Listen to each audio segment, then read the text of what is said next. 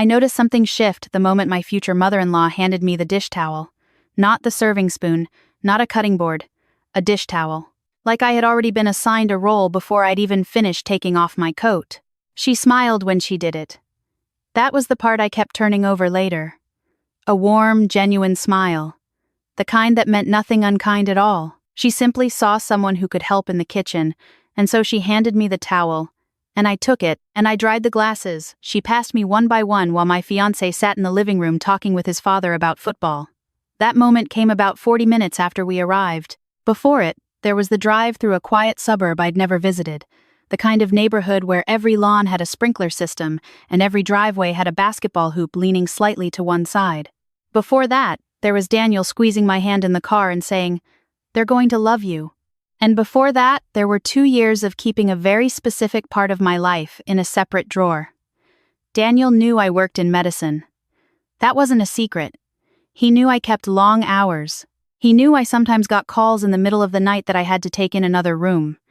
He knew I traveled for conferences, that I had colleagues across the country, that my schedule was difficult to predict. What he didn't know, what I had never said plainly in 22 months of dinners and weekends and one vacation to Portugal, was that I was a neurosurgeon, not a medical student, not a resident, not even an attending physician in the ordinary sense. I was a board-certified neurosurgeon who had completed a fellowship in cerebrovascular surgery, who operated on brain aneurysms and spinal tumors, who had a waiting list of patients whose name appeared in academic journals, and who had been named one of the top surgeons under 40 by a national medical publication the previous spring.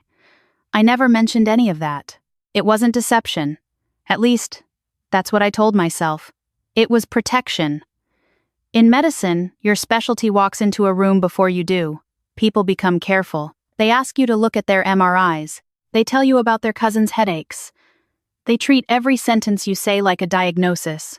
Some people become nervous, as if your knowledge makes them suddenly aware of everything that could go wrong inside a human body. Others become performatively impressed, repeating your title back to you like they're confirming it's real. Very few just talk to you. Daniel had talked to me. From the beginning, in a coffee shop near the hospital where I'd stopped on a rare quiet morning, he had talked to me like I was a person who happened to drink black coffee and had opinions about the novel sitting next to my cup. He was an architect. He was funny and unhurried and did not ask what I did for a living for the first 45 minutes of our conversation, which was so unusual it made me laugh. By the time he did ask, I said I worked at the hospital, and he nodded and moved on, and something in me decided to let that be enough for a while. A while became longer than I planned. When he proposed, I was standing in the kitchen of his apartment making pasta, and he came up beside me and said, without any staging or ceremony, that he wanted to spend his life with me, and had a ring if I wanted it. I said yes before I thought about anything else, including the drawer I had kept closed for nearly 2 years. His parents lived 4 hours away.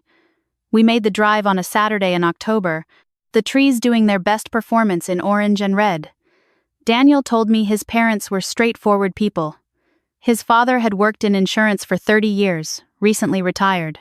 His mother had taught elementary school before she stopped working to raise Daniel and his younger sister. They were proud of their son. They were curious about me. I brought flowers and a bottle of wine and wore a dress I'd spent more time selecting than I'd like to admit. His mother opened the door and said, "Oh, aren't you lovely?" And I thanked her. And his father shook my hand firmly and looked me over the way people do when they're forming a first impression they intend to keep. We went inside. The house smelled like something was roasting. There were family photos on the hallway wall, Daniel at various ages, his sister's wedding portrait, a photo of his parents somewhere tropical, younger and sunburned and laughing. We sat in the living room. His father asked about the drive.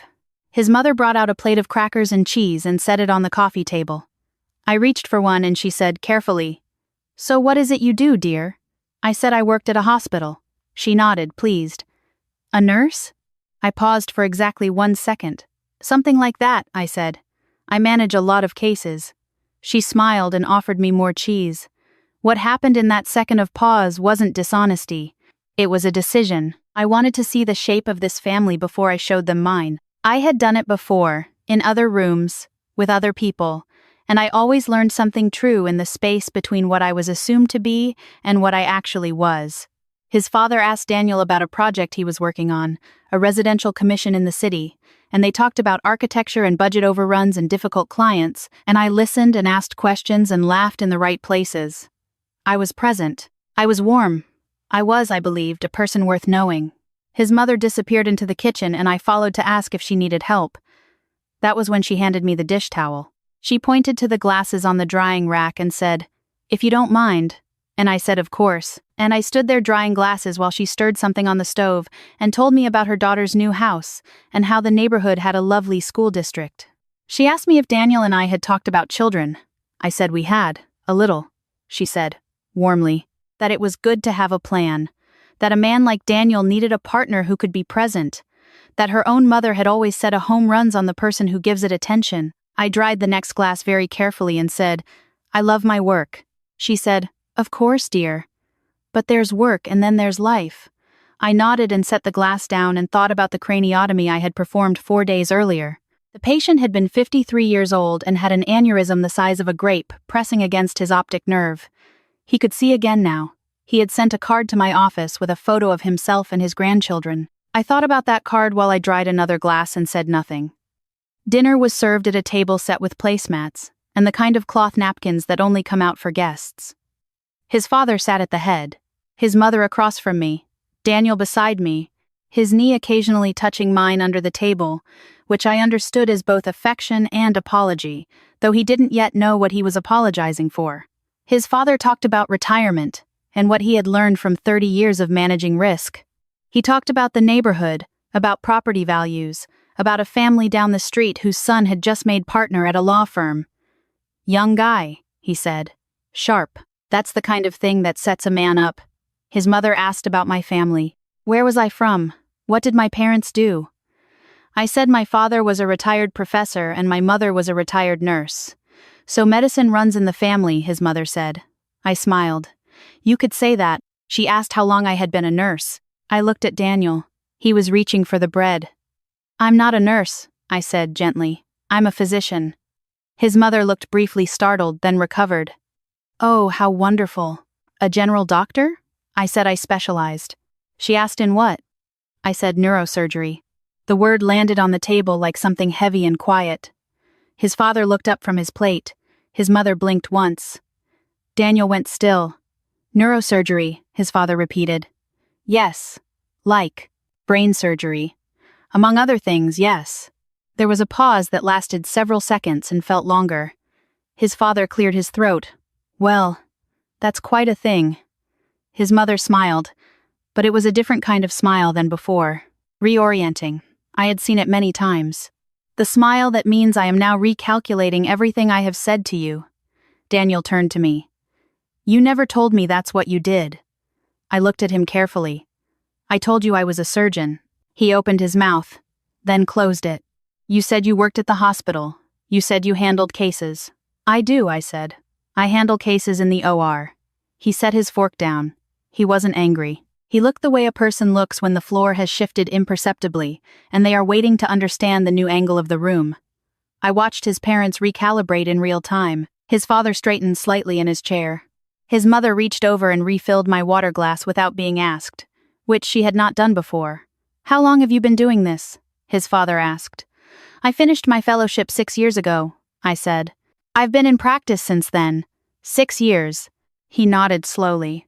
"That's serious work." I said it was. His mother asked, carefully, "Which hospital?" I told her. She repeated the name in a different tone. The tone people use when a place they recognize has just become relevant in a new way. Daniel was quiet for the rest of dinner. Not hurt, not cold. Quiet in the way of someone processing information that changes the shape of something they thought they already understood. Afterward, his parents moved to the living room for decaf, and I helped clear the table, because it felt like the right thing to do, and because I was also buying myself a moment. His mother came into the kitchen while I was rinsing a plate, and stood beside me at the sink. "Why didn't you say so?" she asked. Not critically, curiously. "Because I wanted to see who you were before you knew who I was," I said. She was quiet for a moment. "We weren't unkind," she said. "No," I agreed. "You weren't." She handed me a plate to rinse. Then she said, more quietly, "I handed you a dish towel." "Yes, I'm sorry for that." I looked at her. "Please don't be," I said. It told me exactly what I needed to know, not about you specifically. About the room. She nodded slowly, even though I wasn't sure she fully understood what I meant yet. In the car on the way home, Daniel drove for 20 minutes without saying anything. The suburb gave way to the highway, and the highway gave way to the dark stretch of road between their world and ours, and somewhere in the middle of it he said, "I didn't know." "I know you didn't," I said. "Why didn't you tell me?" I watched the road. "Because I needed to know you liked me before you were impressed by me." He was quiet again. "Those are different things," he said finally. "Very different," I agreed. He tapped his fingers on the wheel. "I'm not sure how to feel." I said that was a fair place to start. The next few days were careful between us. Not cold, not damaged, just careful. Daniel came home from work and found me at my desk reviewing imaging on my laptop and stood in the doorway looking at me for a moment before he said anything. He brought me coffee on Sunday morning and sat across from me and asked what it was like, what surgery was like. I told him. I told him about the orientation of the body in space when you're operating on the brain, the stillness required, the way a room that holds 12 people can go completely silent for a specific kind of concentrated moment. I told him about the weight of a case you can't stop thinking about at 2 a.m. I told him about the patient with the card and the grandchildren. He listened. He didn't perform listening, he just listened. Then he said, "You've been carrying this the whole time we've been together." "Not carrying," I said, "just holding."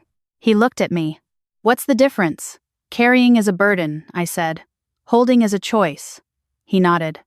"I think I understand," he said. But I'm not sure he did yet. Not completely.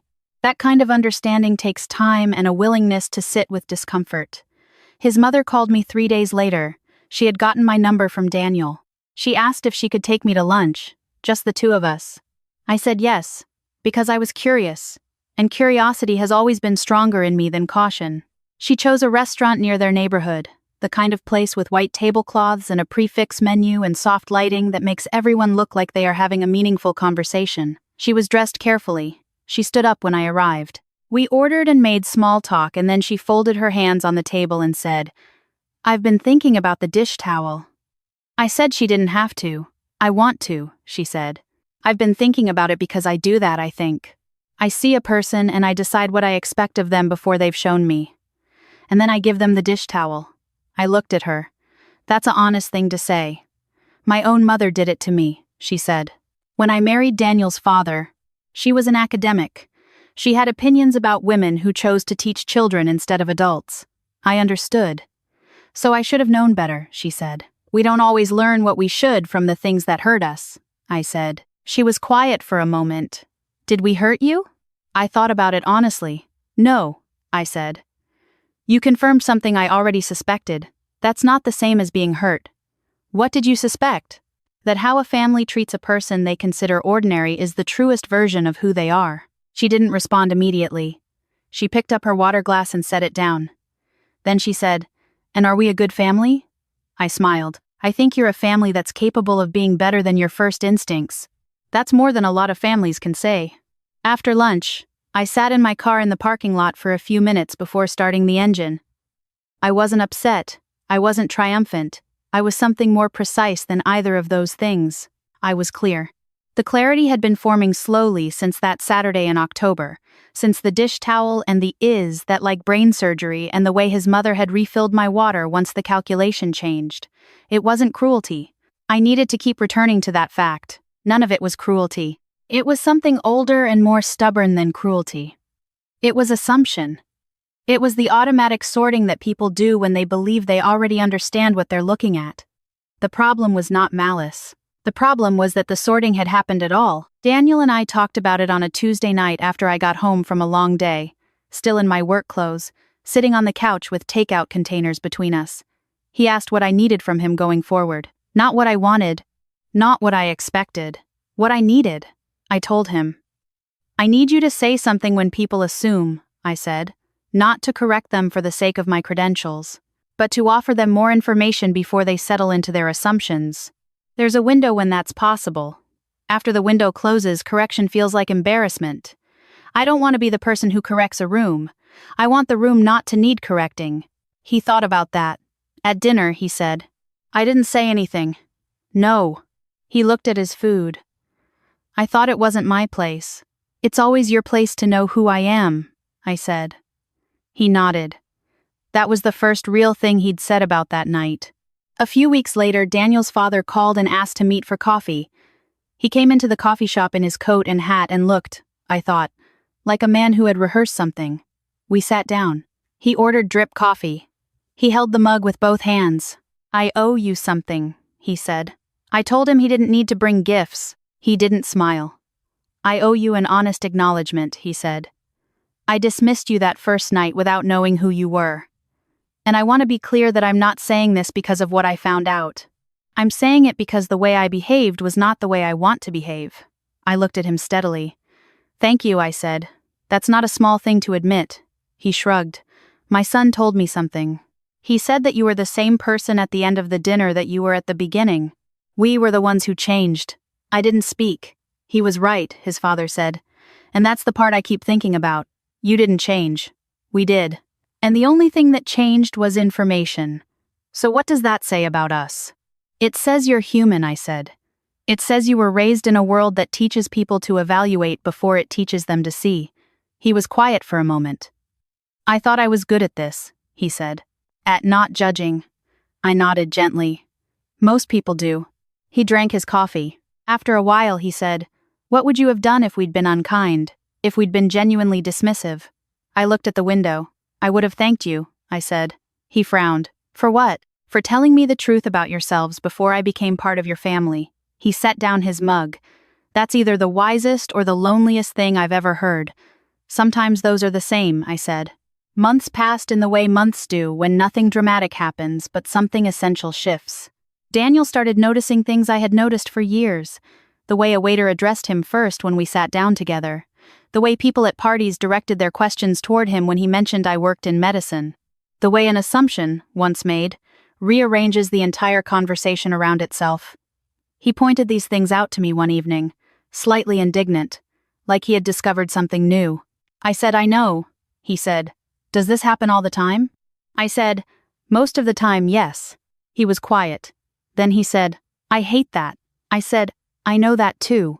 That was when I began to believe he was actually seeing it, not just intellectually registering it but feeling the friction of it, the low and constant tax of being sorted before you speak. He started doing the thing I'd asked him to do, not dramatically, not as performance. Small corrections, offered naturally. We were at a dinner with his colleagues and someone asked if I was in nursing and he said, She's a neurosurgeon, actually, before I had the chance to decide how to answer. He said it the way you'd say someone was from Chicago or liked hiking. A plain fact about a person you know. It was a small thing. I thought about it for a week.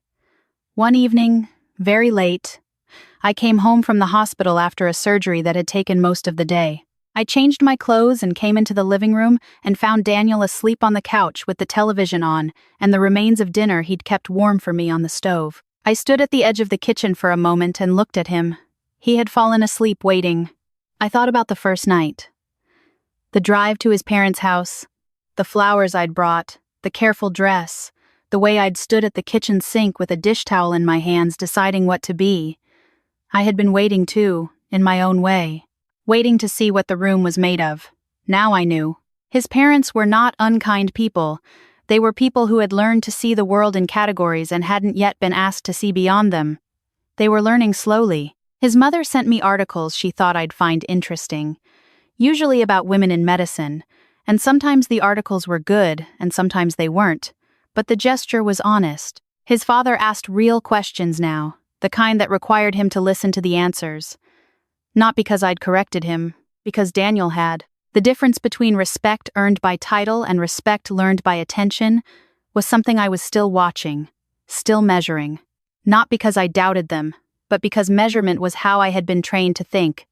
You observe, you repeat, you adjust. You do not conclude prematurely. We set a date for the wedding, small, what we both wanted. A restaurant we liked, dinner with the people closest to us, no ceremony that required a room to hold its breath. Daniel's parents would be there. My parents would be there. My colleagues, his colleagues, the people who knew us in full.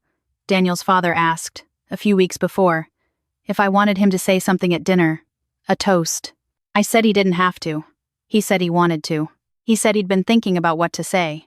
On the evening of the dinner, he stood up with his glass and cleared his throat. He looked a little nervous, which I had never seen before, and it made me like him more than I expected. He said that he'd spent his career in a profession that was about calculating risk, about assessing situations before committing, about making sure the information was complete before drawing a conclusion. He said he thought that was a good way to live.